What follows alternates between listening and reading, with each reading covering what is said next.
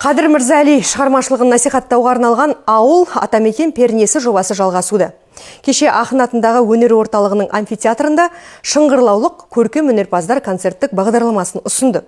Онда қаламгердің сөзіне жазылған әндер әуелеп қойылым сахналанды.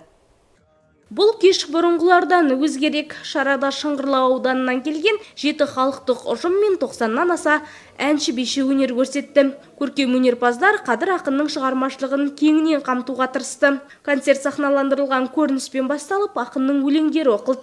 Сөзіне жазылған әндер шырқалды.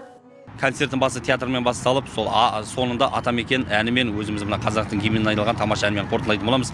Бүгін енді көбінесе концерттің ортасында осы көрініске көп мән бердік, және де көркем сөзге көп мән бердік. Ауданымыздың құрметті азаматы, осы Серпін газетінің бас редакторы, Қазақстан журналистер одағының мүшесі Қаршыға Елемесов ағамыз бірге келіп отыр. Осы Қадыр ағамыздың 90 жылдық аясында өзінің арнауын арнап алып келіп отыр. Қазір оны көпшілікке жаңа ұсынды, көпшіліктің көңілінен шықты.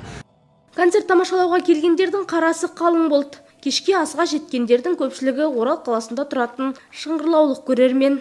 Жерлестерінің өнерін тамашалап, туған жерлеріне деген сағыныштарын басты. Қосыла ән шырқап, қолдау көрсетті. Әндері керемет, бірге шырқап отырдық, көңіл күйімізді көтеріп отырдық. Сосын мен оның көп әндердің мағынасын білем, тарихын білем. Қайдан шықты бұл әндер, неге олай ән салды. Ауылдың адамдарын көргенде бір рахаттанып қаламыз. Керемет, ауылдың жігіттерін көріп, тек танығанның өзінде жақсы көзімізбен көріп, қарап, көңіліміз көтеріліп, риза болдық. Өнерлерін бағалап жатырық. Біздің Шыңғырлаудың өзі қандай керемет жер. Қадыр Мырзали шығармашылығын насихаттауға арналған ауыл атамекен пернесі жобасы аясындағы келесі концертті жаңа қалалық өнерпаздар қоймақ.